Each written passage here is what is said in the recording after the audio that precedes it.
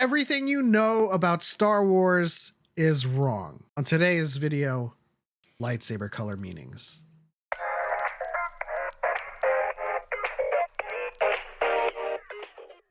Choco, do lightsaber colors have any meaning?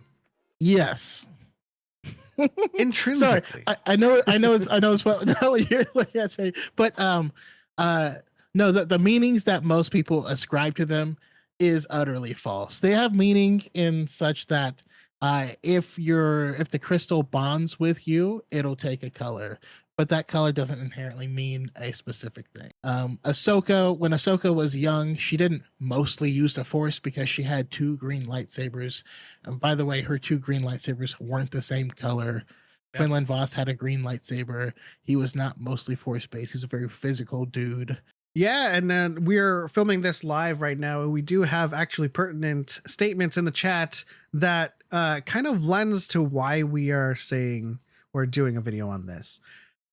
In Legends, I think so. In canon, no, I believe. And then another chatter, Dax and Download, says EU had Counselor, Sentinel, and Guardian. That is wrong. These are classes in Star Wars: The Old Republic, but and then we'll get to the origin of this thinking.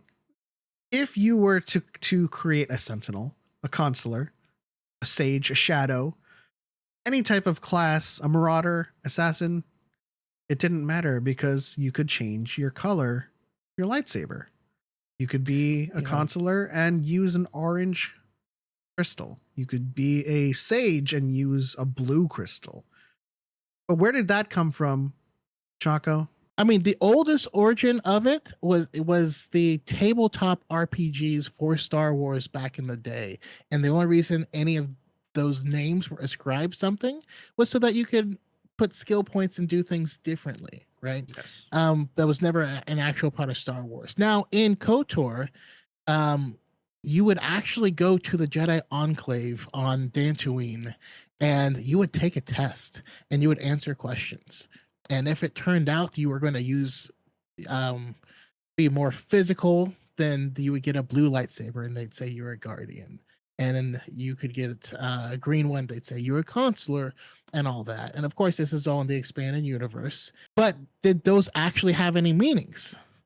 So like a lot of people quote that because yes, that is a thing that happened in those games, but those colors have no meaning. By the time you get to Dantooine, you have a bunch of different lightsaber crystals.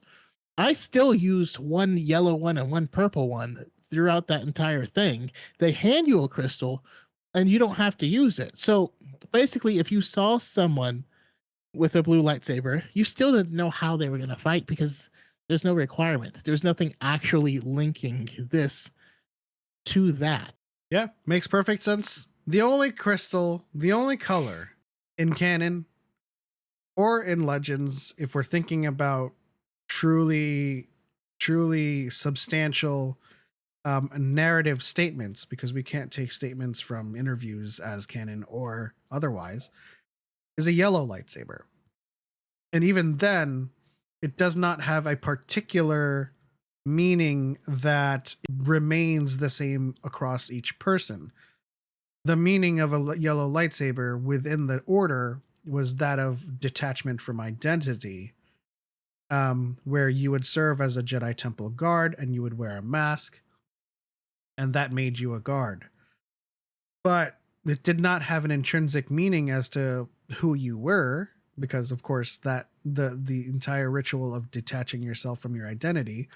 Dax and Download in chat says, well, Guardians got a Force jump attack. The other and the other states for others where there was a few minor mechanics involved.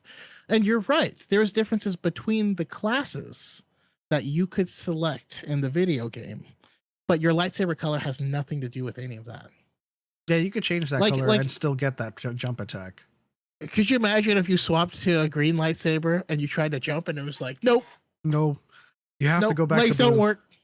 So all in all, you know, that's all we're trying to say is that the mechanics of the game, assuming your role based on the color it gave you, based on that test, was purely arbitrary.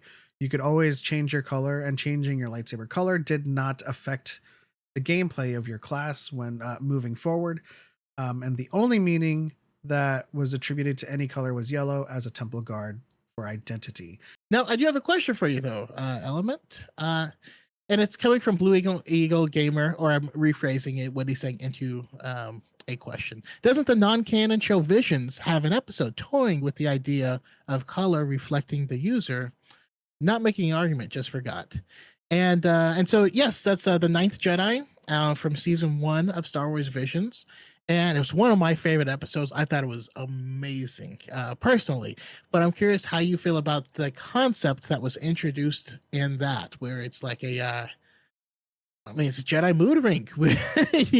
We see someone fall to the dark side and have their lightsaber change to red, get knocked some sense to them, and have it change back. What do you think? It's a fun concept. I think it more lines up with how I feel about lightsaber color meanings. In the broadest sense, yes, it does reflect the user. What we're arguing against is that it is a very rigid and categorical meaning. Oh, but I have a question for you. What does purple mean? It could mean, like, in our sense of what canon says about lightsaber crystals, it could mean any number of things. So when we say lightsaber colors have no meaning, we're just arguing against it giving you a prescribed class and role. But lightsabers and colors do have meaning in the sense that it does bond with the user and reflects what the user is feeling. In this sense, the mood or the whatever in the Ninth Jedi, but it's more akin to how canon views lightsaber colors. Does it have meaning, intrinsic meaning to the person and who it's reflecting? Yes. It just doesn't mean you're a guardian. It just has a meaning that's based on how it bonds with the person. The one thing that I like to point to is how Anakin changed Ahsoka's lightsabers to blue. It was something that he wanted to do, and Dave Filoni confirmed this much. He changed it, and that was it. And Ahsoka, therefore, using it going forward didn't really change colors. But again, when you have a certain color, it says something about you. What that says about you isn't Guardian, Consular, or Sentinel. I would absolutely hate if that were the case. And here's why. I think storytelling should allow characters it should be character driven first, and your character should be able to grow and expand and become who they are. I think you can see someone who's young and brash, just run into things head first and have that be a character flaw. And then as they get older and as they get wiser and stronger, they can stop doing that. But I don't think it should be, indicated, by a lightsaber color. And I don't think it should be static. I don't think if you rolled a blue lightsaber, you should be forced to fight the same way. I think that would be doing the characters and the storytelling a disservice as well.